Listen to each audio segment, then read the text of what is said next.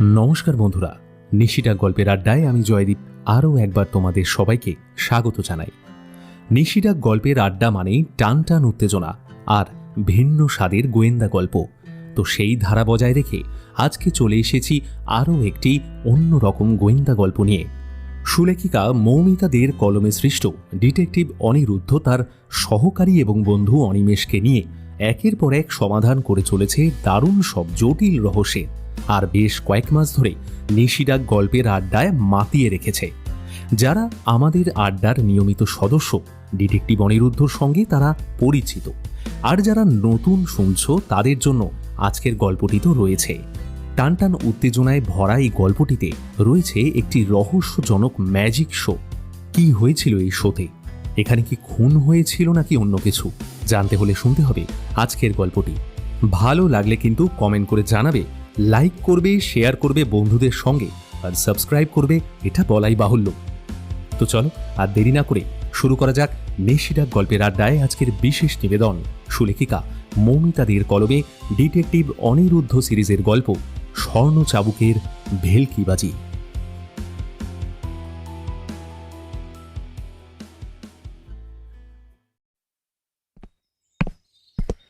মা, ও মা, আরে খেতে দাও, 9টা বেজে গেল তো। আরে এবার দেরি হলে কিন্তু বাস পাবো না। ও মা, আজকের প্রথম ক্লাসটা মিস যাবে। ধুর। আরে আস্তে, উফ, সকাল হতে না হতে বাড়িটাকে একেবারে চিড়িয়াখানা করে ফেলেছে। একটা মানুষ যে রাত দিন এত কষ্ট করে রোজগার করে আনছে, তার যেন কোনো কদর নেই। এভাবে যদি সব কিছু সবাইকে বলে বোঝাতে হয়, তাহলে তো শিক্ষা দীক্ষার অভাব রয়েছে বলতে হবে। না, ওভাবে বলো না। দেখো, ছেলেটা তো বুঝতে পারেনি, তাই না? আসলে ওর তো সামনেই পরীক্ষা রয়েছে।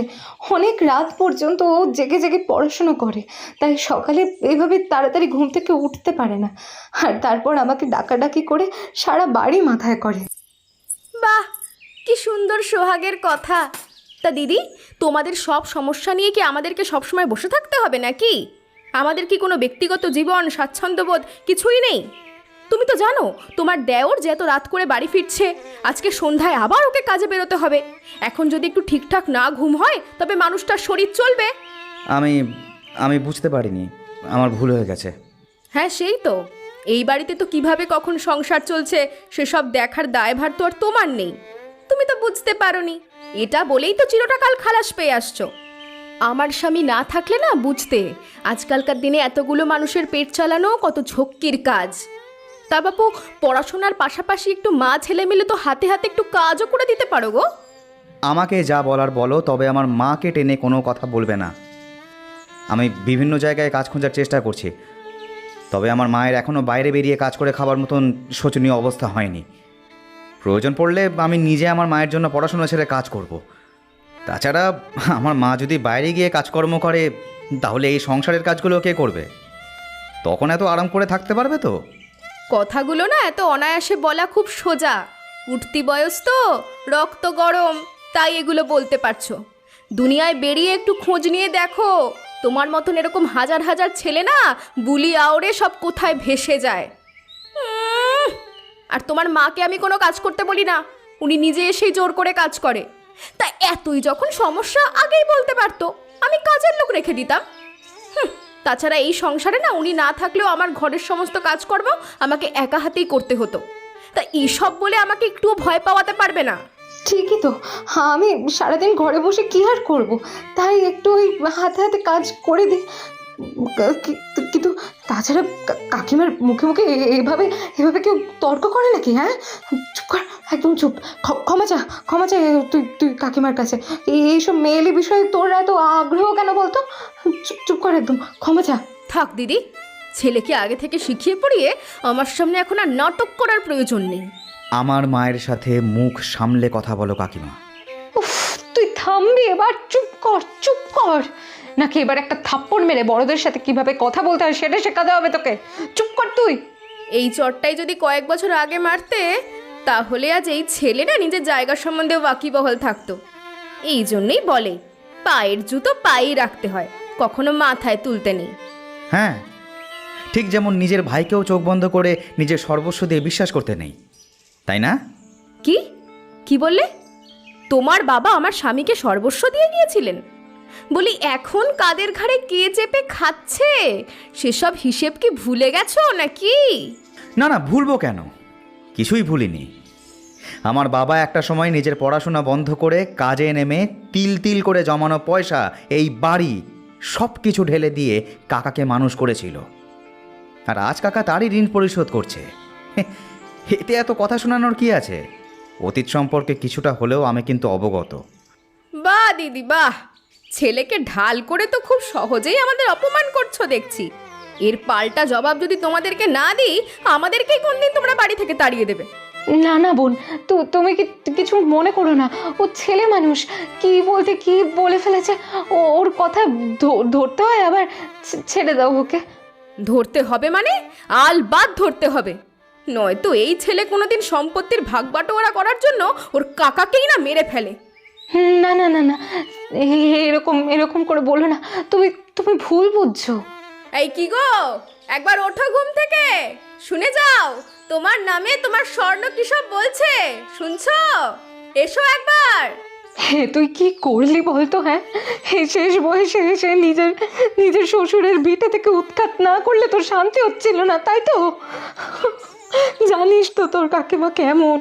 এখন এই ছোট্ট বিষয়টা সাতকাণ্ড রামায়ণ করে তোর কাকার কানে তুলবে এবার। ভগবান, আজকে যা করেছি এই কাজটাই যদি আরও কয়েক বছর আগে করতে পারতাম, তবে কাকু কাকিমা এতটা বাড়তে পারতেন না। চুপ, একদম চুপ। একটা কথা বলবি না তুই আর। সীমন্তী কি ভুল বলেছে? হ্যাঁ, কি ভুল বলেছে ও? ঠিকই তো বলেছে, একটা টাকা পয়সা রোজগার করার মরদ নেই। ভুলে যাস না, আমরা এই বাড়িতে আশ্রিত, আমাদের মুখে এত বড় বড় কথা মানায় না। চুপ করে থাক। ওরা দূর করে দিলে আমরা পুরো ভেসে যাব, মনে রাখিস সেটা। এই যে এই ছেলে বলে কি না কৃতজ্ঞতার কিছুই নেই, আমরা নাকি ওর জন্য এমন কিছুই করিনি।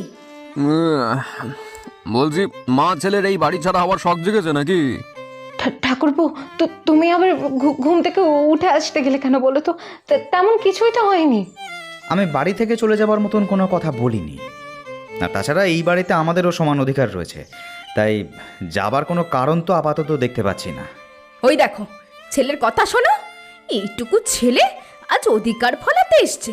মা গো মা, পেছনে যে কে কলকাঠিটা নাড়ছে বুঝতে পারছো তো? শোন, এই বাড়িতে তোদের বর্তমানে কোনো অধিকার নেই। দাদা এই বাড়ি এক সময় বন্ধক দিয়েছিল, তারপর টাকা শোধ করতে পারেনি। সেই সময় আমি নিজের গ্যাটের করি খরচা করে এই বাড়ি কিনে নিয়েছিলাম। আমি তো সব জানি ঠাকুরপো, এগুলো আবার ওকে কৈফিয়ত দিতে হবে নাকি? আচ্ছা কাকা, তোমাকে পড়াশোনা করাতে আমার বাবার যেন ঠিক কত টাকা খরচ হয়েছিল? উফ স্বর্ণ, তুই থামবি? চুপ কর বাবা, চুপ কর। থাক দিদি থাক, বলতে দাও ওকে। এই বাড়িতে থেকে এই বাড়ির প্রতি যে বিষটা উগড়াচ্ছে সেগুলো সবার সামনে আসুক। শোন, দাদা যেই টাকা আমার পিছনে খরচ করেছিল সেই টাকা আমি দাদার চিকিৎসার সময় ফিরিয়ে দিয়েছিলাম। বিশ্বাস না হলে তোর মাকে জিজ্ঞাসা কর। ঠাকুরপো, তো তুমি বিশ্রাম করতে যাও না। কাকা, আমি যদি বলি যে হিসাবে কারচুপি করা হয়েছে? বেরিয়ে যাও, তাহলে এই বাড়ি থেকেই বেরিয়ে যাও। আগে প্রমাণ করে দেখাও, হিসেবের কোথায় ঘাটতি রয়েছে সব প্রমাণ দিতে হবে, তারপরেই বাড়িতে আবার ফিরে এসো। এসব তুমি কি বলছো বোন? কি বলছো তুমি? কেন বৌদি, ও ভুল কি করেছে? তোমার ছেলে যদি এভাবে আমাকে অপমান করতে পারে তবে ওর এই বাড়িতে জায়গা হবে না, এই কথাটা মাথায় রেখো। আমার বাড়িতে থাকতে গেলে আমার পায়ের তলায় মাথা নিচু করেই থাকতে হবে। শোনো, আমি ওকে সব বুঝিয়ে দেবো। তো তবে আমাদের কথাটা একটু ভেবে দেখো তো, তোমরা এভাবে আমাদের দিক থেকে মুখ ফিরিয়ে নিলে আমাদের কি হবে বলো তো? আমরা কোথায় যাব? থামো মা, এইভাবে কান্নাকাটি করে কোনো লাভ নেই। আর কাকা, তোমাদের কথাগুলো আমি মাথায় রাখলাম। আমাকে অন্তত কয়েকটা দিন সময় দাও।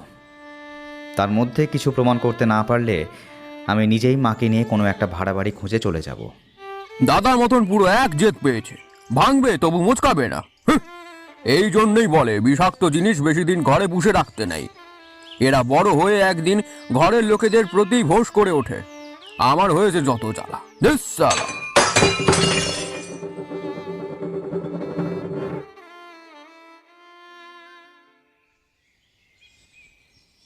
দিনটা শনিবার।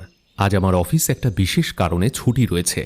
সাথে অনিরুদ্ধ নিজেও একটা বই পুরোপুরি শেষ করবে বলে মিথ্যে বাহানায় অফিস কামাই দিয়ে বসে রয়েছে।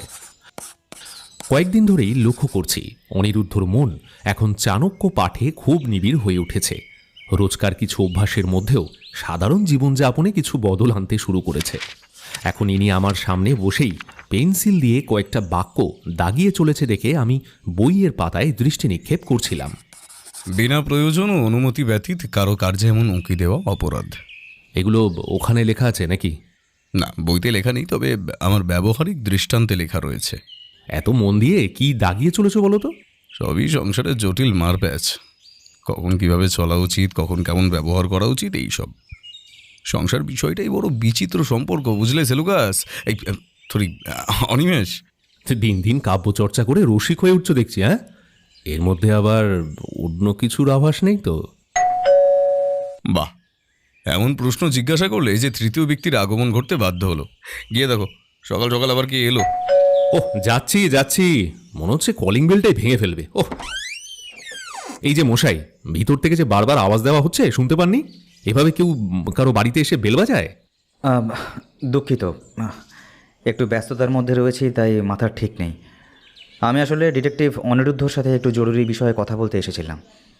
এটা কি ওনারই বাড়ি? আগে হ্যাঁ, আপনার পরিচয় আর কি প্রয়োজন সেটা আমাকে আগে বলতে হবে। আমার নাম স্বর্ণেন্দু। আমি পারিবারিক একটি সমস্যার কারণে বেশ কয়েক মাস যাবৎ খুব দ্বন্দ্বে রয়েছি, তাই এই বিষয়ে কিছু আলোচনা করতে চাই। আচ্ছা ঠিক আছে, কিছু মনে করবেন না। তবে আপনি কি স্কুল বা কলেজ পড়ুয়া? হ্যাঁ, কিন্তু কেন বলুন তো? আপনি কি করে জানলেন? না মানে, আমাকে কখনো কলেজের বাইরে দেখেছেন বুঝি? আসলে প্রশ্নটা করার মানে হলো, দরজা খুলতেই একটি কম বয়সী ছেলেকে ঢিলে ঢালা পোশাক পরে, উস্কো খুস্কো চুল আর সদ্য গোফে রেখা ওঠা মুখে চিন্তিতভাবে দাঁড়াতে দেখলে আমার মনে এই কথাটাই এসেছিল। বললাম, না, তবে আপনাকে দেখে মনে হলো বয়স হয়তো আপনার বেশি হবে না। বাকি কথাগুলো কি ভিতরে গিয়ে বলতে পারি? হ্যাঁ আসুন। ইনি হচ্ছেন ডিটেকটিভ অনিরুদ্ধ। ও নমস্কার, আমি স্বর্ণেন্দু। আপনার অনেক নাম ডাক শুনেছি, তাই বিপদে পড়ার সঙ্গে সঙ্গেই আপনার নামটাই মাথায় এলো। আজকালকার দিনে পুলিশে খবর দিলে কাজ করতে করতে ওনারা 1.5 থেকে 2 বছর সময় নিয়ে ফেলেন, তাই আমাদের মতো সাধারণ মানুষদের ভরসা তো একমাত্র আপনারাই। নমস্কার, ওখানে বসুন। অনিমেষ, ওনাকে একটু চা দিও।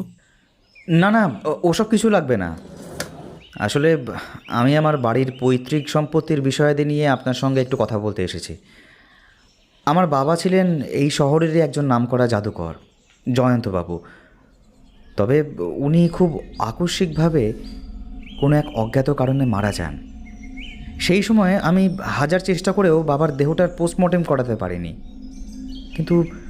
কিন্তু বর্তমানে আমাদের নিজেদের বাড়িতে টিকে থাকা দায় হয়ে উঠেছে।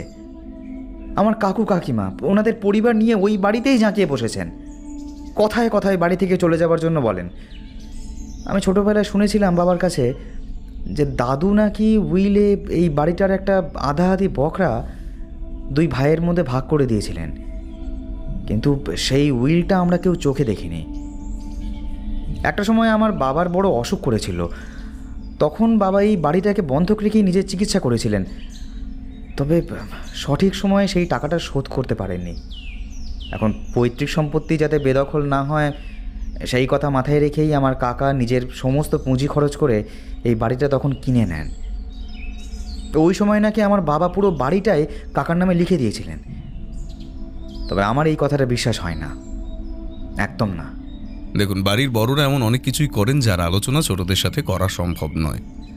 যদি সত্যি আপনার কাকা বাড়িটা কিনে নিয়ে থাকেন, তবে তো এখানে জটিলতার কিছুই নেই। আপনার বাবা একটা সময় বাড়ি বন্ধক দিয়ে টাকা পেয়েছিলেন, সেই টাকা উনি নিজের উপর খরচও করে ফেলেছেন। অন্যদিকে আপনার কাকা যখন নিজের অর্থ দিয়ে বাড়িটা কিনেছেন, তখন এর উপর আর কোনো আর্থিক বা আইনত অধিকার আপনাদের থাকার কথা নয়। কিন্তু এই ভাগাভাগি বা উইলের বিষয়টাই আমি ভরসা রাখতে পারছি না। বেশ, এখন আপনি ঠিক কি চাইছেন বলুন। আমি ওই বাড়ির একটা ভাগ চাই, এবং আমার বিশ্বাস যে আমার বাবার নিশ্চয়ই একটা পৃথক দলিল ছিল। এইভাবে আমরা পথে বসতে পারবো না। দেখুন, এগুলো তো সম্পত্তি কেন্দ্রিক ধারায় পড়ে, সুতরাং এগুলো উকিলের কাজ। আপনাকে আগে ডিটেকটিভ আর উকিলের কাজের মধ্যে পার্থক্যটা বুঝতে হবে। আমরা শুধুমাত্র সত্যিটা সামনে আনতে পারি, তবে ওই বাড়িতে আদৌ আপনার ভাগ থাকবে কিনা এ কথা এখনই এত জোর দিয়ে বলা সম্ভব নয়। নথিপত্র ঘেঁটে যদি সত্যতা আছে বলে মনে হয়, তখন একটা উপায়ান্তর হলেও হতে পারে। ঠিক আছে, আপনারা শুধু আমার বাবার মৃত্যুর আসল কারণটা খুঁজে বার করুন, আর ওই বাড়ির অন্য কোনো দলিল ছিল কি না সেটা তদন্ত করুন। বাদবাকি কাজ ভয় দেখিয়েই হয়ে যাবে। ছেলেটির এই প্রকার কথাবার্তায় অনিরুদ্ধ বেশ একটু অস্বস্তিতে পড়ে গিয়েছিল। তাই শেষের কথাটা শুনেই একবার আমার দিকে তাকিয়ে তারপর আবার বলতে শুরু করলো। দেখুন, আপনার পরিবারের লোকজন কতখানি অপরাধ করেছেন তা এখনো পর্যন্ত আমরা জানি না, ঠিকই, কিন্তু বলতে বাধ্য হচ্ছি আপনার এই প্রকার ভয় দেখিয়ে কাজ হাসিল করার মানসিকতাও কিন্তু আইনের চোখে একটি দণ্ডনীয় অপরাধ। তাই ভেবেচিন্তে কথা বলবেন এবং পরবর্তীতে শব্দ চয়নে আরও বেশি যত্নশীল হবেন। একজন শিক্ষিত নাগরিকের মুখে এরূপ কথাবার্তা খুবই লজ্জাজনক বিষয়। ঠিক আছে, খেয়াল রাখবো। আসলে সারাদিন তো বাড়িতে এরকম কত সুর শুনতে হয় যে যেখানে লড়াই করতে করতে আমার মধ্যেও শুভবোধগুলো অনেকটা থিতিয়ে পড়েছে। তবে আমার বিশ্বাস আপনি এই কেসটা হাতে নিলে সব কিছু আবার আগের মতোই স্বাভাবিক হয়ে উঠবে। আপনার বাড়িতে কেউ জানেন যে আপনি আমাদের কাছে এসেছেন? না, এখনও জানানো হয়নি। জানতে পারলে সেই দিনই বাড়ি থেকে তাড়িয়ে দিতেন। কিন্তু তদন্তের জন্য যে আমাদের ওই বাড়িতে যেতেই হবে, তখন কিন্তু এই সত্যিগুলো সামনে আসবেই। দয়া করুন, আপনার দুটি পায়ে পড়ি, এমনটা করবেন না। যা হোক, কিছু একটা করে হোক আগে আসল ঘটনাটা তুলিয়ে দেখার চেষ্টা করুন, তারপর না হয় ওই বাড়িতে যাবেন। আপনারা আমার কাকিমাকে চেনেন না, খুব ধুরন্ধর মহিলা উনি। একবার যদি সন্দেহ করেন তবে সব তথ্য আগে থেকে লোপাট করে ফেলবেন। আরে উঠুন উঠুন, আরে কি মুশকিল, আরে পা ছাড়ুন। না, আপনি আগে বলুন, যাই হয়ে যাক না কেন আপনি আমার পাশে থাকবেন। আপনি আগে উঠে বসুন, তারপর সব কথা হবে। হ্যাঁ, এরকম করলে কিন্তু আমরা আপনাকে কোনো সাহায্য করতে পারবো না। ঠিক আছে, উঠছে। দেখুন, আমরা আমাদের দিক থেকে আপনাকে যতটা সম্ভব ন্যায় পাওয়ানোর চেষ্টা করব। বাকিটা আপনাদের সকলের সহযোগিতায় এগোতে হবে। আর আপনার পারিশ্রমিকের কথাটাও যদি বলে দেন তবে একটু সুবিধা হয়। আপনি কিসে পড়েন? কলেজের 3rd ইয়ারের ছাত্র। রোজগারপাতি আছে? অনিরুদ্ধর প্রশ্নে লজ্জিত হয়ে ছেলেটি ঘাড় নাড়িয়ে না জানায়। তাহলে আমাদের পারিশ্রমিক দেবেন কি করে? চুরি করবেন? এমা, ছি তা কেন? আর কয়েকদিন পরেই পরীক্ষা হয়ে গেলে পড়ুয়া জীবন সমাপ্ত করে একটা কাজের খোঁজ করতে হবে। তখন নিশ্চয়ই আপনার সমস্ত পাওনা গণ্ডা মিটিয়ে দেব। তাহলে তখনই পারিশ্রমিক নিয়ে আলোচনা করতে আসবেন, তার আগে নয়। আপনাদের এই ঋণ আমি কোনোদিনও ভুলব না, বিশ্বাস করুন, কোনোদিনও না। এভাবে কান্নাকাটি করবেন না। আচ্ছা, বর্তমানে আপনার বয়স কত? আগে 25 বছর। 25? আপনার বয়সের সাথে যে আপনার শিক্ষাগত উচ্চতার মাপকাঠি এক ধারায় চলছে না, এর কারণ কি? হ্যাঁ, আসলে 3 বছর নষ্ট হয়ে যাবার কারণে বাকিদের থেকে একটু পিছিয়ে পড়েছিলাম। একবার স্কুলে থাকতে টাইফয়েড হওয়াতে পরীক্ষা দিতে পারিনি। আর একবার বাবার কাছে টাকা ছিল না, তাই পরীক্ষার টাকা জমা দিতে না পারায় 1 বছর নষ্ট হয়। আর আরেকবার মা খুব অসুস্থ ছিলেন, তাই মায়ের দেখাশোনা করতে গিয়ে নিজে আর পড়াশোনা করতে পারিনি, তাই আর উত্তীর্ণ হতে পারিনি। আপনার বাবা যখন মারা যান তখন আপনার বয়স কত ছিল? ধরে নিন 17 বছর। বেশ, তখন আপনার কাকা বিবাহিত ছিলেন? বলতে পারেন, সদ্য বিবাহ করেছিলেন। আপনার কাকার ছেলে মেয়ে আছে? হ্যাঁ, 2টি। পিটুস ছোট আর ছন্দা বড়, দুজনেই স্কুল পড়ুয়া। তাদের সঙ্গে আপনার সম্পর্ক কেমন? বাড়িতে একমাত্র এই বাচ্চাগুলোর সাথে আমার একটু ভালো করে কথাবার্তা হয়। আসলে ওদের মনের মধ্যে তো এখনও এত জটিলতা বাসা বাঁধেনি। তবে কাকু কাকিমা বারবার ওদেরকে দূরে সরিয়ে রাখার চেষ্টা করে যায়। আমার সাথে বা মায়ের সাথে দরকার ছাড়া আর কোনো কথা বলতে দেখলেই বাচ্চাদের মারধর করে। তাই আমরা নিজেরাই এখন ওদের সাথে কম মেলামেশা করি। বাচ্চাগুলোর আর কী দোষ বলুন? আমাদের জন্য কেন মার খাবে বলুন তো?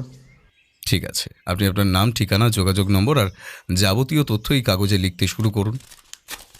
ছেলেটি খসখস করে কাগজে লিখে চলেছে, আর ঠিক সেই সময়ে অনিরুদ্ধ আমাকে চোখে ইশারা করে ছেলেটির জন্য কিছু খাবার আনতে বলল। আচ্ছা, এটা খেয়ে নি না? এ মা, না না, এসবের কোনো দরকার নেই, আমি খেয়েই এসেছি। ঠিক আছে, এখন না হয় আবার খেলেন, এটুকু খেতে বেশি সময় লাগবে না, খেয়ে নিন। ছেলেটি প্রথমে খেতে গিয়ে একটু লজ্জা পাচ্ছিল, তবে পেটের খিদে সেই লজ্জার কাছে হার মানতে বাধ্য হলো। নিমেষের মধ্যে 3টে মিষ্টি পেটে চালান করে 1 গ্লাস জল খেয়ে ছেলেটা একটা লম্বা ঢেকুর তুলল।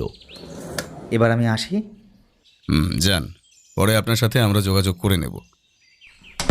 স্বর্ণেন্দু ঘর থেকে বেরিয়ে যেতেই দরজা বন্ধ করে আমি ভিতরে ঢুকতে না ঢুকতেই বললাম, অনিরুদ্ধ, কি বুঝলে বলো তো?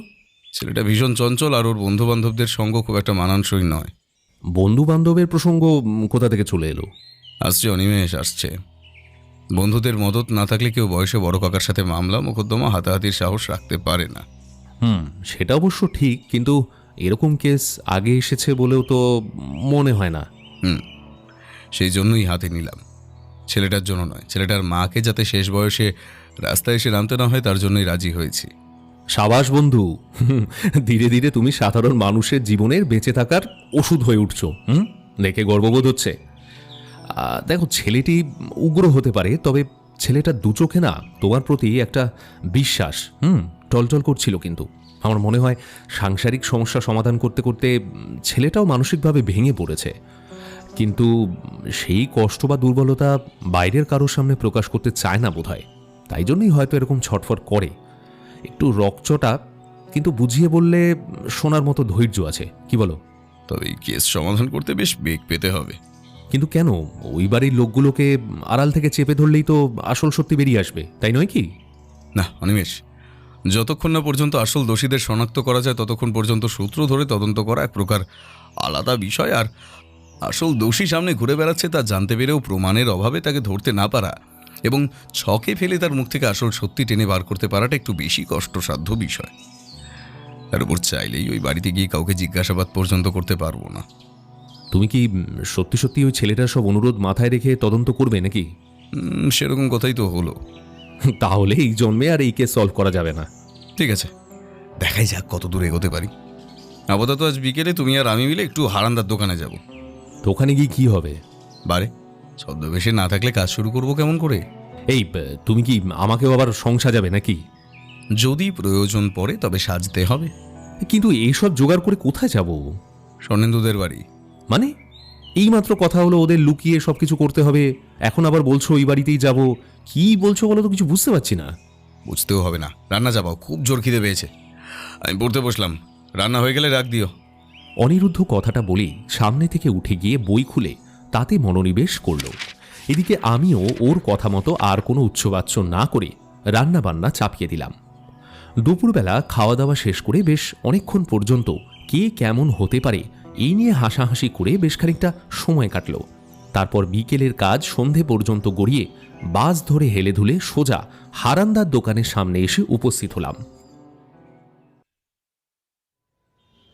দোকানের সামনে যেতেই দেখলাম হারান্দা এক হাতে একটা সিগারেট ধরে টানতে টানতে অন্য হাতে দোকানের টেবিলের উপর থেকে ধুলো ঝেড়ে চলেছে।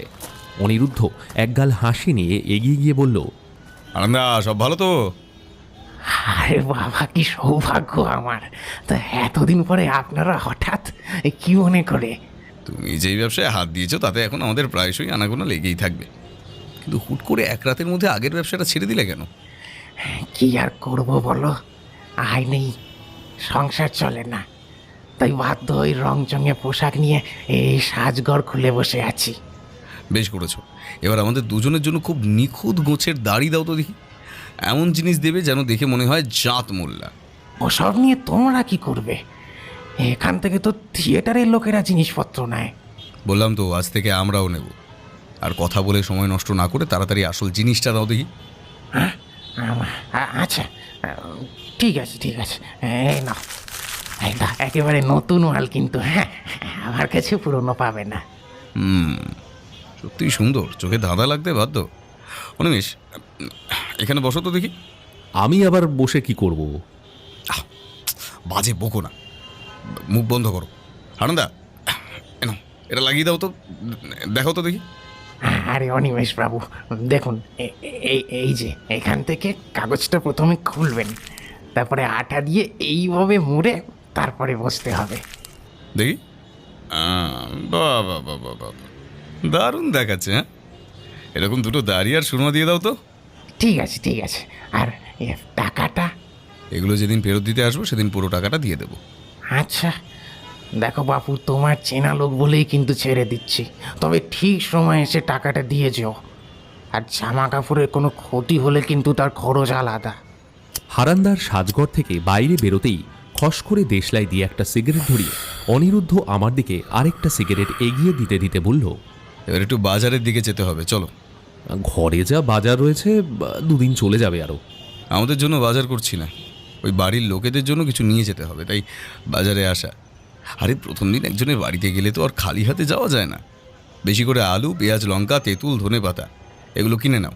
এই তোমার মাথাটা খারাপ হয়েছে নাকি আমার কান? হ্যাঁ, আমি না এখনো বুঝে উঠতে পারছি না, বুঝেছো? স্বর্ণেন্দু বলেছিল ওই বাড়ির বাচ্চারা ওকে যথেষ্ট ভালোবাসে, তাই আমাদের প্রথম সাক্ষী হবে ওই বাচ্চাগুলোই। আগামীকাল তোমার আমার দুজনেরই অফিস ছুটি, এই সুযোগ আগামীকাল সন্ধ্যায় ওই বাড়িতে যাওয়া হবে। আর ওদের বাড়ির লোকজন? তাদের চোখে ধুলো দিতেই তো ওই ছদ্মবেশ কাজে আসবে। দাড়ি, বাজার, সবজি এসব শুনে প্রথম দিকে আমার মাথাটা ঘেঁটে ঘ হয়ে গিয়েছিল। তবে পরের দিন সন্ধেবেলায় আমাদের দুজনের ভোল বদল দেখে আয়নার সামনে দাঁড়িয়ে কয়েক মুহূর্তের জন্য সত্যি আমি নিজেকে চিনতে পারিনি। সাজগোজ সেরে একটা বড় ঝোলা নিয়ে চলেছিলাম স্বর্ণেন্দু বাবুর বাড়ির উদ্দেশ্যে। আর পথে যেতে যেতে পকেটে বেশ করে উপরি পাওনা হয়ে গিয়েছিল। এই घड़ी गरम घड़ी गरम, खाइए खाइए बाबूरा, आइए और खाइए, एक बार खाइए तो बार बार आइए। এ আলু কাবলি, কাবলি ছোলা আছে, চানা মশলা আছে। এ আলু কাবলি, एक बार खाइए बोलो तो बार बोलो, बार आइए। तीखा तीखा साथ के आलू काबली, खट्टा मीठा आलू काबली। ও কাকু দাঁড়াও, কাকে ডাকছো খুকি? একটু দাঁড়াও কাকু। ও মা, দাও না মা কিনে, ওরা দাঁড়িয়ে আছে। ও মামা দাও না মা। एक बार खाइए तो बार बार आइए। এ মেয়ে তো বড্ড জ্বালায়। যা যা গিয়ে বলে আর কি খাবি? এ তোর আর আলু পিটুসের জন্য কাবলি, 2 প্যাকেট নিবি। আর ওদের জিনিসে কিন্তু একদম না বলে হাত দিবি না। এ আলু এমনি কাবলি। একেবারে ধিঙ্গি হয়ে উঠছে। উফ, আর পারি না বাবা। এই সিঁড়ি দিয়ে সাবধানে নামবি। ঠিক আছে মা। এ তো খুকি কি নেবে বলো? ঘটি গরম কত করে গো কাকু? মাত্র 2 টাকা খুকি, এদিকে এসো, ঝাল দেবো? না না, তুমি ঝাল ছাড়া দুটো বানিয়ে দাও। আমার থেকে কিছু নেবে না খুকি? আলু কাবলি খাবে না? টক টক নুন তার মিষ্টি আলু কাবলি খাবে তো। না, আলু কাবলি লাগবে না। এ কি হলো খুকি? হ্যাঁ, তুমি আমার কাছ থেকে এই কিছুই গরম, নিবে না, গরম। তাহলে আমাকে এভাবে দাঁড় করালে কেন বলো তো? এগুলো তো ঠিক না। আমি তোমার মায়ের কাছে নালিশ एक बार করব। खाइए तो बार बार ও आइए। কাকু, আমি তো তোমাকে দাঁড়াতে বলিনি। না, তুমি বলেছো। আমার ভাই যখন তোমাকে জিজ্ঞাসা করলো কে তুমি কি নেবে, তখন তুমি উপর থেকেই বলতে পারতে যে তুমি শুধু ঘটি গরম নেবে, তাহলে আমি দাঁড়িয়ে এখানে সময় নষ্ট করতাম না। এরকম করলে আমরা কিন্তু কেউ কিছু বেচবো না। যাও, ঘর থেকে কাউকে ডেকে নিয়ে এসো, যাও। এই ঘটি গরম ঘটি গরিব গরম। মানুষের উপর শয়তানি করার শাস্তি তোমাকে পেতেই হবে। কিন্তু আমি তো জেনে বুঝে কিছু করিনি কাকু। কি রে, কি কি নিয়েছিস? আপনাদের কত টাকা হয়েছে? ও বাবা, দেখো না বাবা, এই কাকুগুলো আমায় কেমন বকছে আর বলছে ঘটি গরম নাকি আর বিক্রি করবে না। জিনিস নিয়ে বেরিয়ে মজা হচ্ছে নাকি? নাকি বিকেলেই পেটে অমৃত ঢেলে নিয়েছিস? না বাবু, তেমন কিছুই না, এইটা আমি ঘটি গরম বানিয়ে দিচ্ছি। কাজটা কিন্তু ভালো করছিস না ভাই। সব সময় তুই বিক্রি করিস, তাহলে আমার কি করে চলবে বলতো? সেই সমস্যা তোর, আমার নয়। ঝামেলা করিস না, যা এখান থেকে কাজ করতে দে। দরকার হলে একবার পাশের পাড়ায় ঢু দিয়ে আয়। না, আমি যাব না, এখানেই বেচবো। ও বাবু, আমার থেকেও কিছু কিনে নেন তো, ওর থেকেও তো নিচ্ছেন। টাকা মাগনা আসে নাকি? যেটার প্রয়োজন নেই সেটা কিনে পয়সা নষ্ট করব কেন? ঠিক আছে, চলে যাচ্ছি। তবে মনে রাখিস এর ফল কিন্তু ভালো হবে না, তোকে ভোগ করতেই হবে, তোকে আমি ছাড়বো না। এই তুমি আবার ওদিকে কি দেখছো? ভালো করে বানাও। এই তো বাবু, খুব ভালো করে বানাচ্ছি, খেয়ে দেখবেন। একদিন খেলেই স্বাদের রোজ খেতে আসবেন। চেনো নাকি ওই লোকটাকে? আর বললেন না বাবু, আমার দাদা হয়, বড্ড বেহায়া লোক। সব জায়গায় আমার সাথে সাথে যাবে আর ব্যবসার সময় এরকম গন্ডগোল করবে। ইচ্ছে হয় দিই দুই গা। কতবার বলেছি দুজন দুই পাড়াতে গিয়ে ব্যবসা করি, তা না, একই পাড়াতে আসবে আর সব সময় এসে গন্ডগোল বাঁধাবে। এইসব পিছুটান যত কম রাখবে ব্যবসায় তত তাড়াতাড়ি উন্নতি করতে পারবে। এমনি এমনি বলছি না, নিজের জীবন দিয়েই বুঝেছি। এইসব দাদা জ্যাঠা পরবর্তীতে কোনো কাজে লাগে না। ঠিক বলেছেন বাবু, আপনারও পরিবারের একই অবস্থা নাকি? তোমার চেয়েও শোচনীয় বলতে পারো। এক দাদা ছিল, সে এখন মরে ভূত হয়েছে, অথচ তার ছেলে স্ত্রী সবাই এখন আমার ঘাড়ে এসে জুটেছে। ফেলে দিতে চাইলেও সমাজের ভয়ে দূর করতে পারি না। ঠিকই তো, আজকালকার বাজারে এতগুলো লোককে ঘরে রাখা কি খুব সুবিধার কাজ? তোমার হলো, দাঁড়িয়ে দাঁড়িয়ে বক বক না করে দাম নিয়ে বিদে হও। এই নেন বাবু, 4 টাকা হয়েছে। এই যে ধরুন, এখানে নতুন নাকি? আগে তো দেখিনি। হ্যাঁ, আজ থেকে এই পাড়ায় আসতে শুরু করলাম। ভালো, মাঝে মধ্যে আসবেন, তাহলে কিনে খাওয়া যাবে। চল মা, ভিতরে চল। ও বাবা, আমার হাতে দাও না। এখানে না, ভিতরে গিয়ে নেবে। এখন টানাটানি করলে কিন্তু পড়ে যাবে। চলো ভিতরে চলো। বাচ্চাটি আলু কাবলি নিল না দেখে যুদ্ধের ময়দান ছেড়ে আমাকে চলে যেতে হয়েছিল। এদিকে ওই রাস্তা ধরে সোজা এগিয়ে এসে একটা বাঁক ধরে আমি আমার সরঞ্জাম নিয়ে ক্লান্তভাবে দাঁড়িয়ে অনিরুদ্ধর জন্য অপেক্ষা করছিলাম। বেশ কিছুক্ষণ মশার কামড় খাবার পর অনিরুদ্ধকে দূর থেকে হাসি মুখে আমার দিকে এগিয়ে আসতে দেখে উৎসুক হয়ে জিজ্ঞাসা করলাম, কি ব্যাপার, কাজ হয়েছে? কথায় কথায় কিছু বার করতে পারলে? লোকগুলো নিজেদের মর্যাদা সম্পর্কে মারাত্মক রকমের সচেতন, তাই বেশি আলাপ করতে পারেনি। তবে যেটুকু কথাবার্তা হয়েছে তাতে এটা খুবই স্পষ্ট যে লোকটি নিজের দাদাকে প্রাণপণে ঘৃণা করে এবং সুযোগ বুঝে বিভিন্ন সময় হয়তো নিজের দাদার থেকে সুবিধাও নিয়েছিলেন, তবে এখন সেগুলো ভুলে গিয়েছেন। তাহলে সেই স্বীকারোক্তি করাবে কি করে? খুব সহজ, টোপ দিতে হবে। অন্য কোনো দামি বস্তুর লোভ। এদের সাথে বন্ধুত্ব করতে হলে এদেরকে বোঝাতে হবে আমরা ওদের চেয়েও অনেক বেশি ক্ষমতাশালী ব্যক্তিত্ব। সেটা আবার কেমন? সব বলবো, তার আগে এখন বাড়ি গিয়ে একটু পেট পুজো করতে হবে। ভালোই হয়েছে, আজ রাতে আর রান্না করতে হবে না, যা আছে এগুলো দিয়ে কাজ চালিয়ে নেব। আর বাড়ি ফিরে একবার স্বর্ণেন্দুবাবুর সাথে যোগাযোগ করার চেষ্টা করো তো। ঠিক আছে, চলো তাহলে। ওই ভারী ভারী দুটো মুটে নিয়ে আমি আর অনিরুদ্ধ অতি কষ্টে একটা ভ্যান ভাড়া করে নিজেদের আবাসস্থল পর্যন্ত পৌঁছলাম। বাড়িতে ঢুকে পোশাক পরিবর্তনের আগে টেলিফোন করে স্বর্ণেন্দুবাবুকে আমাদের বাড়িতে আসার জন্য খবর দিতেই উনি বললেন উনি নাকি আমাদের বাড়িতে আসার জন্যই তৈরি হচ্ছিলেন। ব্যাপারটা আমার কাছে খুব সন্দেহজনক মনে হলেও আমি ওই সময় আর কিছু জিজ্ঞাসা করিনি। তারপর ৪৫ মিনিট পর ঘেমে নে স্বর্ণেন্দুবাবু হাঁপাতে হাঁপাতে দরজায় কলিং বেল বাজাতেই আমি ওনারই অবস্থা রেখে সঙ্গে সঙ্গে ওনাকে ভেতরে বসতে দিয়ে একটু শরবত নিয়ে এসে ক্ষান্ত করি।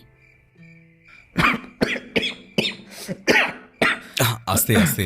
আচ্ছা, আপনারা কি আজ আমাদের বাড়িতে গিয়েছিলেন? আগে ঠান্ডা হয়ে এখানে বসুন। কাকিমা কিন্তু আপনাদের খেলা ধরে ফেলেছেন।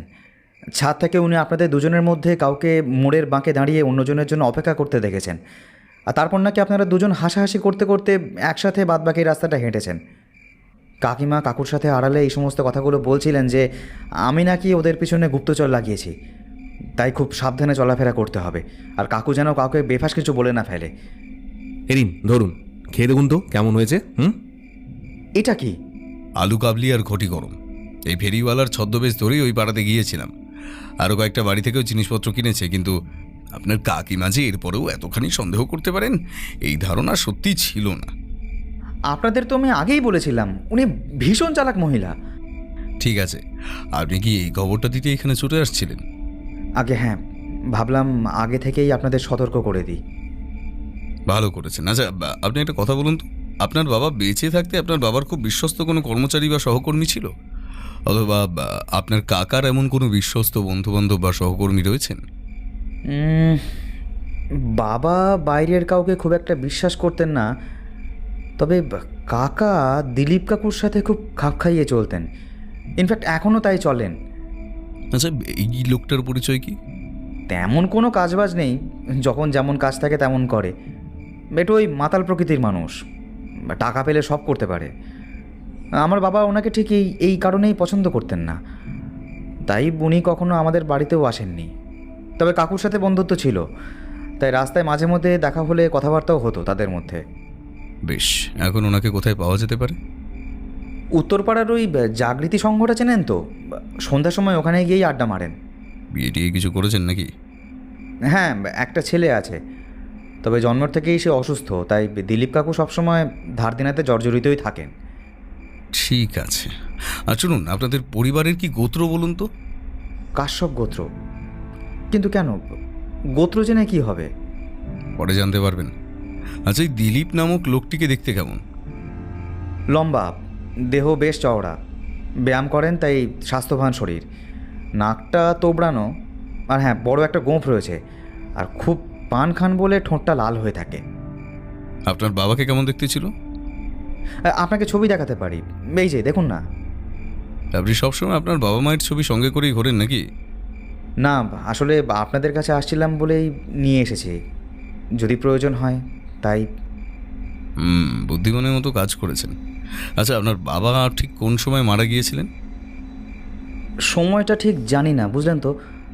আসলে সেদিন কাকার সাথে একই মঞ্চে একটা জাদুর খেলা ছিল। শোয়ের শেষে বাবা আর কাকা একই সাথে সবাইকে হাত নাড়িয়ে শুভেচ্ছা জানালেন, হাততালি ঢেউও উঠে এলো। দর্শকের আসনে আমি আর মা দুজনেই উপস্থিত ছিলাম। মাঝে মধ্যেই বাবা আমাদেরকে নিজেদের শোতে নিয়ে যেতেন, তাই আর কি। তবে সেদিন সামনের আসন পাইনি বলে অনেকটা পিছনের দিকে বসতে হয়েছিল।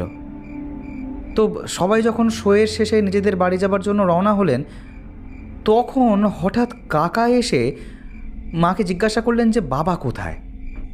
প্রশ্নটায় আমি আর মা দুজনেই খুব অবাক হয়ে গিয়েছিলাম। আমরা কিন্তু বারবার বলছিলাম যে বাবা আমাদের কাছে আসেননি, কিন্তু কাকা কিন্তু বারবার বলছিলেন যে মঞ্চ থেকে নেমে গিয়ে বাবা নাকি আমাদের কাছে আসার জন্যই বেরিয়েছিলেন। তারপর হঠাৎ করে গ্রিন রুম থেকে একটা চিৎকার শুনতে পাই। সকলে সেখানে ছুটে গিয়ে দেখলাম বাবা না মেঝেতে তখন অজ্ঞান হয়ে পড়ে রয়েছেন। সেখান থেকে ডাক্তার, হাসপাতাল সব কিছুই করা হলো, কিন্তু বাঁচাতে পারিনি। শোয়ের শেষে শেষবারের মতন যখন নিজের বাবা কাকাকে মঞ্চে দেখেছিলেন, তখন আপনার বাবার মুখটা খুব স্পষ্টভাবে দেখতে পেয়েছিলেন? প্রত্যেকবার ঠিক যতটা দেখা যেত, শেষবারের মতো ঠিক ততটাই দেখেছিলাম। আসলে আমার বাবা কাকারা শোয়ের সময় মুখে রং বেরঙের মাস্ক পরে খেলা দেখাতেন, এতে হাত সাফাই করতে সুবিধা হয়। আসলে ম্যাজিক মানেই তো চোখের ভুল, তাই না? তাই এরকম পোশাক পরে থাকলে মানুষের চোখে আরও সহজে ধুলো দেওয়া যায়। আর ঠিক এই সুযোগটাই এতটাই গ্রহণ করেছিলেন। তার মানে আপনি বলতে চাইছেন যে আমার বাবা স্বাভাবিকভাবে মারা যায়নি, তাকে খুন করা হয়েছিল? এখনো হাতে প্রমাণ আসেনি, তাই কথাটার প্রতি জোর দিতে পারছি না, কিন্তু অনুমান করতে পারছি। আমি সেই দোষীদের শাস্তি দিতে চাই। আপনি একবার শুধু ওদেরকে আমার সামনে নিয়ে আসুন, তারপর আমি নিজে ওদেরকে মেরে আমার বাবার মৃত্যুর প্রতিশোধ তুলব। না, সেটা সম্ভব নয়। এত দূর পর্যন্ত যখন আপনি আমাদের উপর ভরসা রেখেছেন, তখন শেষ পর্যায় পর্যন্ত আপনাদের আমাদের উপর ভরসা করে থাকতেই হবে। নিজের হাতে আইন তুলে নিতে পারবেন না। কিন্তু আমাদের সাথে অন্যায় হয়েছে, এর জন্য আমরা রয়েছি। বাকি কথা পরে অন্য কোনো দিন হবে। আপাতত আপনি এখন আসতে পারেন। অনিমেশ্বরী চলে গেলে দরজাটা দিয়ে দিও। স্বর্ণেন্দু বাবু চলে যাওয়ার সঙ্গে সঙ্গেই আমি দরজা বন্ধ করে অনিরুদ্ধর পাশে বসে বললাম, বুঝলে, তুমি না ঠিকই বলেছিলে। নিজের চোখের সামনে অপরাধীদের দেখতে পেয়েও তাদের শাস্তি দিতে না পারার কষ্টটা বোধহয় সব থেকে কঠিন কাজ। তবে এই কষ্টটা আমাদের আর বেশি দিন ভোগ করতে হবে না।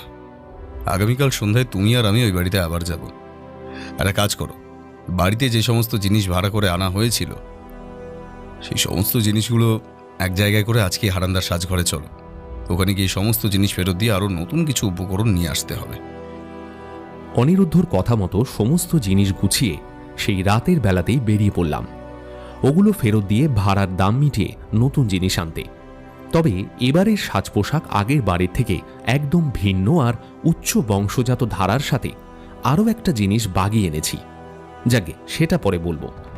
সেই রাতটা দুজনে কোনো মতে কাটিয়ে পরের দিন দুজনের কর্মস্থলে হরদম খাটুনি করে তারপর আবার বাড়িতে এসে পোশাক বদলে চা খেয়ে স্বর্ণেন্দুবাবুর বাড়ির উদ্দেশ্যে রওনা হচ্ছিলাম। ওই বাড়ির সামনে যেতেই দেখলাম আমাদের মতন পোশাক পরিবর্তন করে পার্থবাবু আগে থেকেই আমাদের জন্য অপেক্ষা করছেন। এ কি, আপনি এখানে এই সাজে, কি ব্যাপার? আরে কি করব বলুন, অনিরুদ্ধবাবু বললেন এখানে নাকি যাত্রাপালা হবে, তাই এরকম এই নবাব সেজে ঠিকানায় চলে আসতে হবে। নাটকে আমার কোনো পার্ট নেই, সব ডায়ালগ নাকি একা অনিরুদ্ধবাবুই বলবেন। এসব আবার তুমি কখন করলে গো? গতকাল রাতেই সব ঠিক করা ছিল। পার্থবাবু, আসল জিনিসটা পেয়েছেন তো? হ্যাঁ, এই বাক্সে অতি যত্নে রাখা আছে, কেউ দেখে বুঝতে পারবে না আসল না নকল। এগুলো কি হচ্ছে বলো তো, আমাকে একটু বলবে? ম্যাজিক হবে, চলো ভিতরে যেতে হবে। এ কি, আপনারা কারা? আপনাদের তো ঠিক চিনলাম না। আচ্ছা, এটা কি বিখ্যাত জাদুকর জয়ন্তবাবুর বাড়ি? হ্যাঁ, কিন্তু উনি তো অনেক বছর হলো মারা গেছেন। ওনাকে আপনাদের কি প্রয়োজন? আসলে এসব কথা বাইরে দাঁড়িয়ে বলাটা সুবিধার নয়। আপনি বরং বাড়িতে কোনো পুরুষ মানুষ থেকে থাকে তাকে একটু ডেকে দিন তো। আমার স্বামী এখন এই শহরের নামকরা জাদুকর, উনি এখন সব কিছু সামলান। তবে উনি তো ইতিমধ্যে অনুষ্ঠানে চলে গেছেন, আপনারা বরং অন্যদিন আসুন। আচ্ছা, আমরা শুনেছিলাম জয়ন্তবাবুর নাকি এক ছেলে আছে, ওনাকে একটু ডেকে দিতে পারেন? আসলে আমাদের কাছে একটা ঐতিহ্যময়ী স্বর্ণ চাবুক রয়েছে, আমরা এটাকে আর বয়ে নিয়ে যেতে চাই না। জয়ন্তবাবুর মৃত্যুর পর এর একমাত্র অংশীদার ওনার ছেলে। স্বর্ণেন্দুবাবু বাড়িতে থাকলে ওনাকে এটা দিয়ে যেতাম। সোনার চাবুক? কি ভুলভাল কথা বলছেন বলুন তো, এরকম আবার হয় নাকি? আচ্ছা, তার আগে আপনারা ভেতরে আসুন, এই যে এখানে বসুন। হ্যাঁ, অবশ্যই হয়। জয়ন্তবাবুকে এই সম্পত্তি ওনার বাবা দিয়ে গিয়েছিলেন, এখন এটা স্বর্ণেন্দুবাবুর প্রাপ্য। আসলে আমাদের পরিবার যুগ যুগ ধরে বন্ধকি আর সুদের ব্যবসা করে এসেছে। এই চাবুকের ঋণ জয়ন্তবাবু অনেক আগেই মিটিয়ে দিয়েছিলেন, তবে আমরা জানতাম না যে উনি পরলোক গমন করেছেন। কিছুদিন আগে এই খবর অন্য একজনের মাধ্যমে পেয়েছি, তাই এটা ফেরত দিতে এসেছি। এই চাবুকের উপর ঐশ্বরিক মহিমা রয়েছে, এর ভেতরে এক অনবদ্য জীবন শক্তি রয়েছে। যেই পূর্ণিমা তিথিতে এই স্বর্ণ চাবুকের ধোয়া জল খাবে, তার শরীরের সমস্ত রোগ ব্যাধি এক নিমেষে দূর হয়ে যাবে। আপনি বরং একটা কাজ করুন তো, ওই চাবুকটা এখানে রেখে যান। আমার স্বামী এলে আমি ওনাকে সব কথা খুলে বলবো। না না, এইভাবে আপনার উপর ভরসা করে এটা রেখে যাওয়া ঠিক হবে না। আপনি যদি পরে এটা নিয়ে অস্বীকার করেন। স্বর্ণেন্দু আমাদের খুবই আদরের ছেলে, আমি ওর কাকিমা। আমি কখনো ওকে অন্যের সন্তান বলে মনেই করিনি, আর আমি ওকে ঠকিয়ে দেব? আচ্ছা ঠিক আছে, এত করে বলছেন যখন, তাহলে এটা রেখেই যাচ্ছি। তবে হ্যাঁ, এই চাবুকের উপর একমাত্র কাশ্যপ গোত্রের মানুষদের স্পর্শের অধিকার রয়েছে। অন্য কেউ যদি এটা স্পর্শ করে তবে কিন্তু এর গুণ নষ্ট হয়ে যাবে। না না, আপনারা যা বললেন আমি সব মাথায় রাখবো। ঠিক আছে, আমরা তাহলে আসছি। এক্ষুনি চলে যাবেন? একটু চাটা খাবেন না? না, আপনার স্বামী বাড়িতে ফিরলে একবার এই ঠিকানায় যোগাযোগ করতে বলবেন। ঠিক আছে ঠিক আছে, আপনাদেরকে অনেক ধন্যবাদ। কথাবার্তা বলে ওই বাড়ি থেকে বেরোতেই অনিরুদ্ধ মুচকি মুচকি হাসতে শুরু করলো। এ কি ব্যাপার বলো তো, ওই মহিলাকে আমাদের ঠিকানা দিয়ে এলে কেন আবার? কে বললো যে মহিলাকে আমাদের ঠিকানা দিয়েছে? তাহলে কার ঠিকানা দিলে? অনিরুদ্ধবাবু ওই মহিলাকে আমার ঠিকানা দিয়েছেন, আর খুব শীঘ্রই আসল অপরাধী এসে আমার কাছে ধরা দেবে। এবার বাড়ি চলো, সকলে মিলে কড়া করে 4 সিগারেট খাবো। মাথাটা কেমন যেন ঝিমঝিম করছে। উফ বাবা, 2 দিন পর পূর্ণিমা তিথি রয়েছে, বাকি কাজ সেদিন করা হবে। কোথা থেকে যে কি হচ্ছে মাথায় কিছুই ঢোকেনি আমার, কিন্তু আমি প্রায় চাতক পাখির মতোই পূর্ণিমার তিথিতে অলৌকিক কিছু ঘটার জন্য আগ্রহের সঙ্গে অপেক্ষা করছিলাম। কিন্তু সেদিন কোনো খবরই এলো না। তবে পরের দিন সকাল হতেই পার্থবাবু থানা থেকে ফোন করে জানালেন শীঘ্রই নাকি আমাদের দুজনকে থানায় যেতে হবে। এই কথা শোনা মাত্রই অনিরুদ্ধর মুখে হাসির ঝিলিক খেলে গেল। আমিও আর সময় নষ্ট না করে অনিরুদ্ধর সঙ্গে বেরিয়ে পড়লাম। থানায় গিয়ে দেখলাম পার্থবাবু একজনকে সামনে বসিয়ে জেরা করে চলেছেন। আমাদের দেখে বললেন, এই যে ইনি হচ্ছেন সেই আততায়ী। নিজের ছেলে আরো বেশি করে অসুস্থ হয়ে পড়েছে, তাই তো? এখন বুঝতে পারছেন তো নিজের আপনজনের কিছু হলে ঠিক কেমন লাগে? আমি অনেক চেষ্টা করেছিলাম আপনাদের সবাইকে সত্যের পথে আনবার, কিন্তু এটা ছাড়া আমার হাতে আর কোনো উপায় ছিল না। আমারে মাফ করে দিন স্যার, আমি গরিব মানুষ, আমি কিছু না জেনেই কাজটা করে ফেলেছি। আমি পুলিশের কাছে সব জবানবন্দি দিয়েছি। দয়া করে আমার ছেলেটাকে মারবেন না, ও ছাড়া আমার আর কেউ নেই। গতকাল দুপুরবেলা মানিক স্যার হঠাৎ করে আমাদের গঙ্গার জলের মতো একটা স্বচ্ছ পানীয় এনে আমার হাতে দিয়ে বললেন এটা নাকি ঐতিহ্যবাহী স্বর্ণ চাবুকের জল। ওটা আমার ছেলেকে খাওয়ালে নাকি আমার ছেলে সুস্থ হয়ে যাবে। উনি নাকি আমার প্রতি কৃতজ্ঞতাবশত এই উপকারটা করতে চাইছেন। আমি ভালো ভেবে আমার ছেলেকে খাইয়েছিলাম। তারপর থেকে দেখলেন ছেলেটা কেমন যেন নুইয়ে পড়ছে। ওনাকে চাপ দিতেই উনি বললেন উনি নাকি কিছু জানেন না। তারপর একটা কাগজ দিলেন, সেখানে একটা ঠিকানা লেখা। আমি ঠিকানাটা দেখে খুঁজে খুঁজে সেখানে গিয়ে জিজ্ঞাসাবাদ করতেই জানতে পারলাম ওটা পুলিশের বাড়ি। বিশ্বাস করুন, কোথা থেকে কী যে হয়ে গেল আমি কিচ্ছু জানি না। অপরাধ চাইলে আমাকে থানায় রেখে দিন, কিন্তু দয়া করে আমার ছেলেটিকে বাঁচিয়ে দিন। ও ও কিছু জানে না, ও ওর কোনো দোষ নেই, ওর ওপর কোনো অপরাধের দাগ লাগবে না। আমি আপনাদের পায়ে পড়ছি, ও আমার বাচ্চাটাকে বাঁচিয়ে দিন, বাঁচিয়ে দিন। থাক, এত ভয় পাবার কিচ্ছু নেই। ওতে মারাত্মক রকমের কোনো রাসায়নিক পদার্থ ছিল না। একটু পেট খারাপ হবে আর ঘুম পাবে। 24 ঘন্টার মধ্যে আবার ছেলেকে আগের মতোই সুস্থ দেখতে পারবেন। কিন্তু আপনাকে যে এখন আমাদের সঙ্গে যেতে হবে, যা জানেন সব সত্যি কথা বলতে হবে। পারবেন তো? হ্যাঁ স্যার, হ্যাঁ স্যার পারবো। আমার বাচ্চাটাকে বাঁচাতে আমি সব কিছু করতে পারি। নিজের বাচ্চাকে বাঁচাতে গিয়ে অন্যের সংসারটা এভাবে জলে ভাসিয়ে দিলেন? বিশেষ করুন স্যার, আমি এত কিছু বুঝতে পারিনি। মানিক স্যার বলছিলেন ওনাকে নাকি ওনার বাবা সম্পত্তি থেকে ঠকিয়ে দিয়েছে, তাই একটা নকল দলিল তৈরি করে তাতে ওনার দাদার টিপছাপ নিয়ে নেবেন।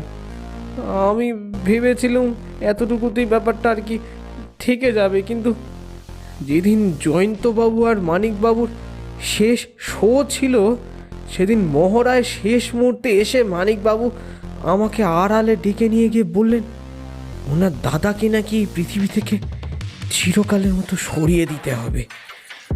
আমি প্রথমে রাজি হইনি, কিন্তু আগে যে টাকা উনি দিয়ে ফেলেছিলেন তাই নিয়ে ভয় দেখানো শুরু করলেন। আমি যদি কাজটা করতে না চাই উনি নাকি আমাকে সেই টাকা চুরির দায় জেলে পুরবেন। এদিকে জয়ন্তবাবু আগাগোড়াই আমাকে অপছন্দ করতেন, এটা আমি জানতাম। আমার মধ্যে ভয় ঢুকে গেল। বিনা কারণে যদি জেল খাটতে হয় তাহলে আমার পরিবারটা বেঁচে যেত স্যার। তাই সে সময় মানিকবাবুর সাথে হাত মেলাতে বাধ্য হয়েছিলাম। বেশ, আপনি গাড়িতে উঠুন, বাকি কথা যেতে যেতে হবে। অনিমেষ আর পার্থবাবু আপনারাও আসুন, আর সঙ্গে পুলিশ ফোর্স নিয়ে আসুন।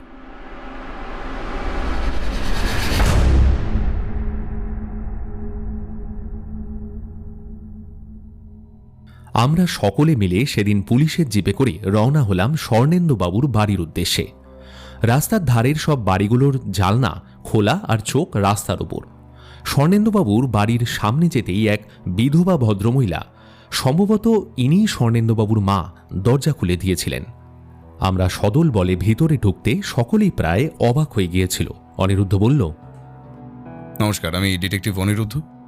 কয়েকদিন আগে আপনাদের বাড়ির বড় ছেলে আমার কাছে গিয়েছিল এ বাড়িতে নিজের হারানো সম্মান ও সম্পত্তি ফিরে পাওয়ার জন্য। দেখেছ, এই জন্যই বলি ছেলের এত তেজ বাড়ছে কেন। শ্রীমান্তি দেবী, আপনার স্বামী তো জাদু খেলা দেখান, তাই না? আজ আমরা আপনাদের একটা অতীতের খেলার দিনে নিয়ে যাব। চলুন দিলীপ, ভেতরে এসো।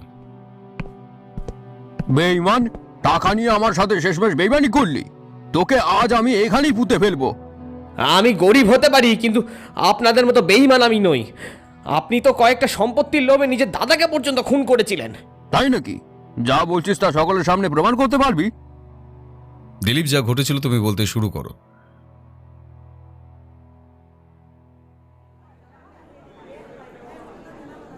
কেউ দেখে ফেলবে, সাবধান।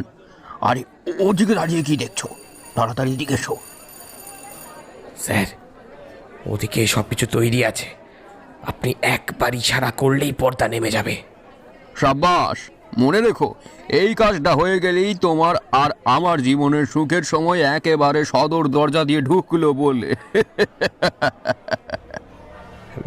হ্যাঁ হ্যাঁ স্যার, কিন্তু আমি কোনো কারণে ফেঁসে যাব না তো?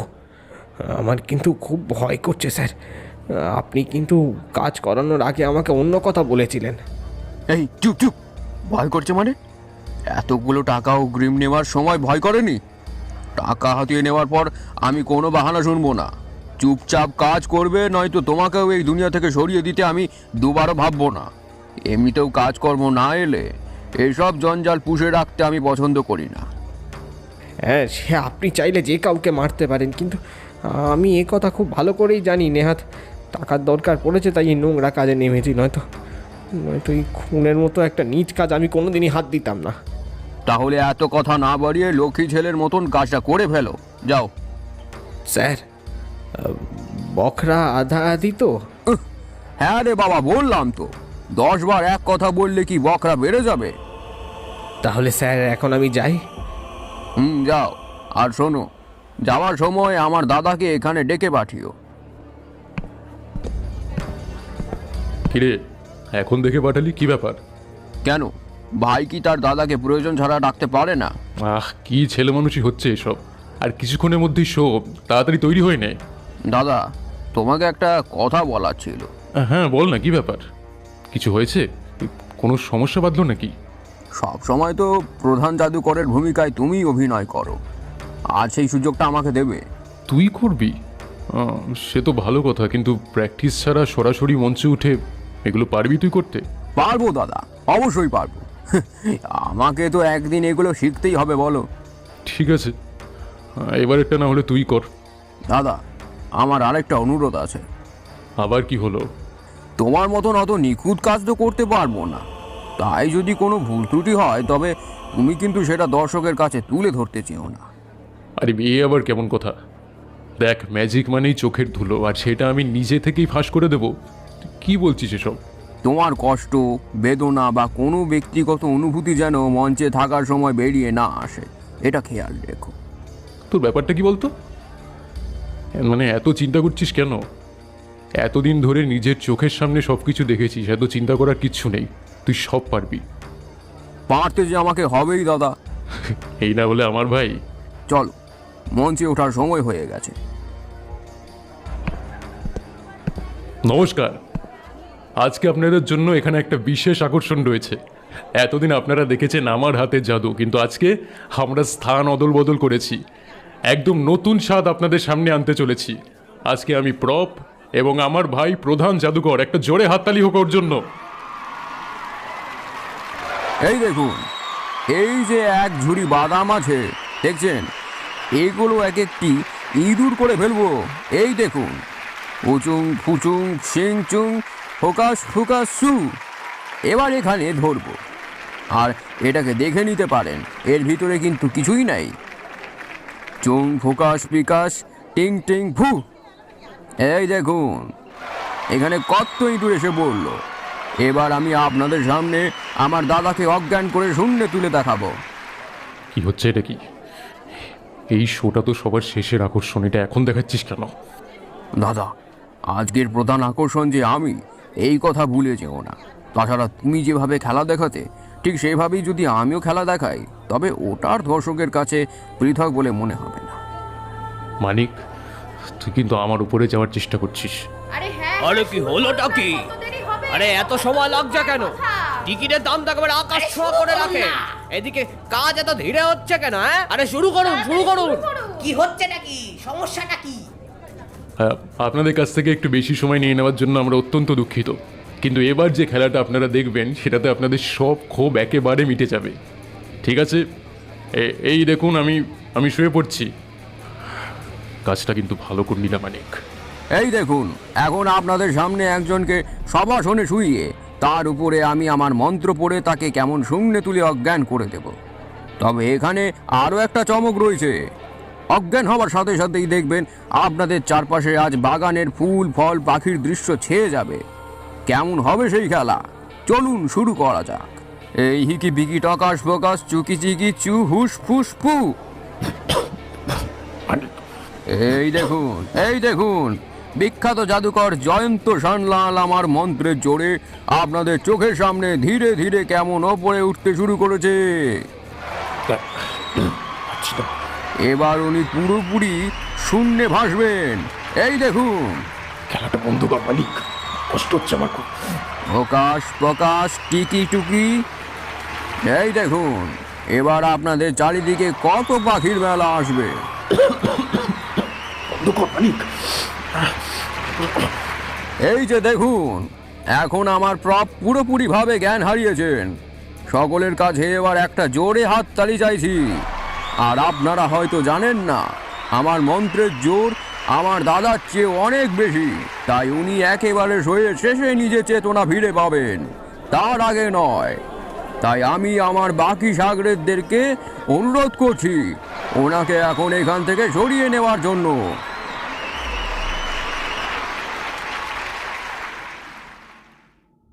ব্যাস। এবার দিলীপবাবু, আপনি বলুন তো, জয়ন্তবাবুকে ঠিক কি করে খুন করা হয়েছিল?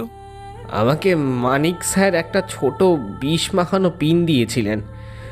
আমার টিপ খুব ভালো, তাই জয়ন্ত স্যার যেই সময় নিজের দেহটা বাতাসের চেয়েও হালকা করে উপরে তুলতে শুরু করেছিলেন, ঠিক সেই সময় আমি ওনার কানের মধ্যে পিনটা ছুঁড়ে দিই। ওটার সঙ্গে সঙ্গে ভিতরে শিরা উপশিরাগুলোকে একেবারে বিষাক্ত করে দেয়। আর তারপর আমি ওনার দেহটা মঞ্চ থেকে সরিয়ে আনি। সেই সময় ওই নকল দলিলে আমি জয়ন্তবাবুর বুড়ো আঙুলের ছাপটা নিয়েছিলাম। কিন্তু শোয়ের শেষে জয়ন্তবাবু যে সকলের উদ্দেশ্যে হাত নাড়লেন, তার কি হলো? ওটা জয়ন্ত স্যার ছিলেন না। জয়ন্ত স্যার সেদিন যেই পোশাক পরেছিলেন, ঠিক ওই একই পোশাক আমার মাপেও একটা বানানো হয়েছিল। অনুষ্ঠানের শেষে মঞ্চে আমি উঠেছিলাম, আর অত রং বেরঙের সাজের মধ্যে আমাকে কেউই চিনতে পারেনি। আমার ভুল হয়ে গেছে স্যার। বাহ, সব কিছু জলের মতো পরিষ্কার হয়ে গেল। আমি কিছুতেই জেলে যাব না। চালাকি করে কোনো লাভ নেই মানিকবাবু। এই বাড়িটা, সামনের রাস্তা, সামনের মোড় পর্যন্ত পুলিশ পাহারায় রয়েছে। পালিয়ে কোথায় যাবেন? Hands up. এবার বাদ বাকি জীবনটা জেলে বসে আমাদের একটু ম্যাজিক দেখাবেন, চলুন। আর এই যে মিস্টার দিলীপ, আপনারও যদি এমন একটা ঘৃণ্য কাজের জন্য ফাঁসি হওয়া উচিত, কিন্তু তাও নিজের অপরাধ স্বীকার করার জন্য আমি নিজে প্রশাসনের কাছে আপনার শাস্তি লাঘব করবার জন্য অনুরোধ জানাবো, ঠিক আছে? স্বর্ণেন্দুবাবু এত কিছু মেনে নেবার জন্য মানসিকভাবে প্রস্তুত ছিলেন না, তাই পাথরের মতো একেবারে নিস্তব্ধ হয়ে গিয়েছিলেন। আসলে ওনার দাবি ছিল এই বাড়িতে একটা স্থায়ী ঠিকানা করে দেবার, কিন্তু এটুকু চাওয়া পূরণ করতে গিয়ে কাছের মানুষগুলোর এমন বীভৎস দৃশ্য চোখের সামনে উঠে আসবে, সেটা বোধহয় দুঃস্বপ্নেও কল্পনা করতে পারেননি।